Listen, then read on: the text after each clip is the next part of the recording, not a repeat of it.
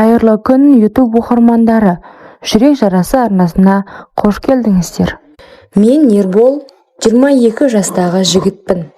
Университетті енді бітірдім. Үйде отырып жұмыс іздеп жүрмін. Ағамның үйінде тұрып жатырмын. Ағам жұмыста көп уақыт өткізеді. Шетелге іс-сапарға жиі шығады. Сондықтан үйде жеңгем екеуміз ғана боламыз. Жеңгем Айгүл 28 жаста. Ағамнан 5 жасқа кіші.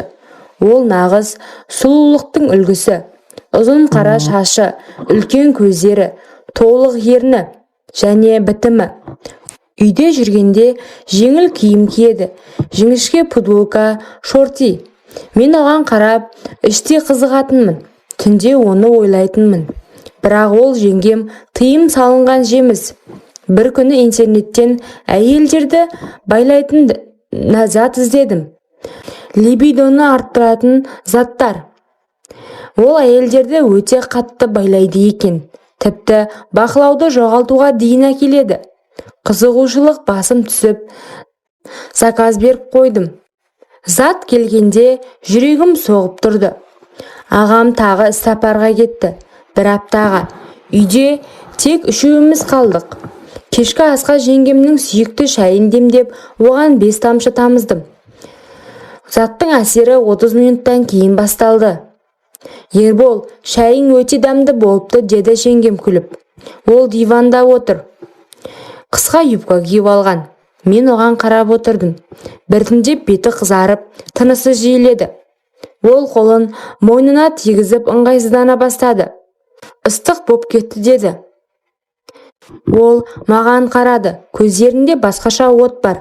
Ербол, мен біртүрлі болып бара жатырмын. Денем ысып кетті, деді. Мен жақындап қолын ұстадым. Жеңге, демалыңыз. Мүмкін шаршаған шығарсыз. Бірақ ол өзін басқаша ұстады. Қолымды қысып, маған жақынырақ отырды. Дәрінің әсері күшейді. Жеңгем диванда ыңғайсызданып, аяқтарын үйкеледі. Ербол, маған көмектесші. Денем өртеніп тұр, деді. Мен таңғалғансып болдым, бірақ іштей қуандым. Қолымды жоғары жүргіздім. Жеңге, сізге не болды, дедім. Білмеймін, бірақ маған біреудің тиюі керек. Өте қатты болып тұрмын, деді. Ертеңінде жеңгем ұялып жүрді, бірақ көздерінде әлі от бар. Ербол, кеше не болғанын білмеймін, бірақ қайталағың келе ме, деді. Мен күлдім. Затты тағы да қолдандым. Бұл жолы кофеге. Осылайша апта бойы біз құмарлыққа баттық. Түнде оның бөлмесінде, күндіз душта, тіпті ас үйде, үстел үстінде. Бір күні ол маған, сен маған не бердің, деді. Білемін, бірақ ренжімемін. Өйткені мен де саған ғашық болдым, деді. Мен оны сүйдім. Енді затсыз жалғастырамыз ба, деді. Иә, мәңгі. Ағам келгенде бәрі бұрынғыдай болды. Бірақ біздің құпиямыз түнгі кездесулер жалғасты.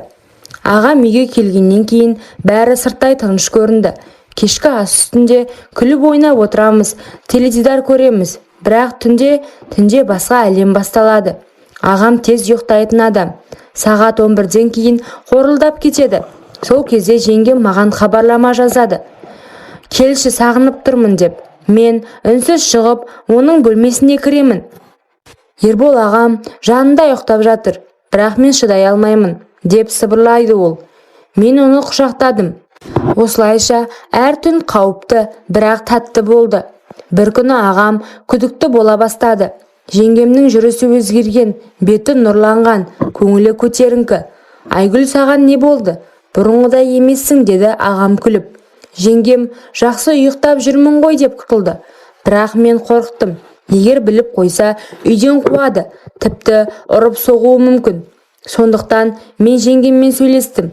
Бізге абай болу керек. Мүмкін аз уақыт тоқтатайық, деп. Ол көз жасын тия алмай, жоқ, мен сенсіз шыдай алмаймын. Сен мені ояттың, енді бұрынғыдай бола алмаймын, деді. Сол түні ол маған келіп, мен ағаммен ажырасқым келеді, саған келгім келеді, деді. Мен таңғалдым. Бұл нағыз драма. Бірақ отбасымыз ше, ата-анамыз, маған бәрібір, деді. Ақыры шешім қабылдадық. Ағам тағы іс-сапарға кеткенде, біз сөмкелерімізді жинадық та түнде үйден шығып кеттік. Қаладан алыс, жалдамалы пәтерге көштік. Енді ешкімнен қорықпаймыз. Бірінші түні біз бүкіл күнді өткіздік. 1 ай өтті. Жеңгем жүкті болды. Біз екеуміз ғана білеміз, бала менен. Ол құрсағын сипап, біздің баламыз болады, отбасымыз болады дейді. Мен оны құшақтап, "Иә жеңге, енді сен менің әйелімсің. Біз жаңа қалада жаңа өмір бастадық. Құмарлық әлі басылған жоқ. Күнде бірнеше рет бір-бірімізді қанағаттандырамыз. Ол маған барлығын үйретеді. Мен оған тәтті сөздер айтамын. Кейде өткенді еске алып күлеміз. Егер ол зат болмаса, біз осындай бақытты болмас едік пе? Мүмкін, бірақ енді затсыз да сен мені өлтіресің. Ол мені сүйеді. Құмарлық мәңгі жалғасады. Бірақ соңғы кездері өзімді кінәлі сезініп жүрмін. Бірақ жеңгем қиналып жүрген жоқ. Әңгіме ойдан шығарылған. Жігіттің шынайы өкініші өмірде осындай жағдайларда бар. Бірақ бұл сабақ болар оқиға емес. Құмарлық тәтті болғанмен тек уақытша сезім береді. Ал ағасына жасаған опасыздығы бумеранг болып қайтпасына кім кепіл?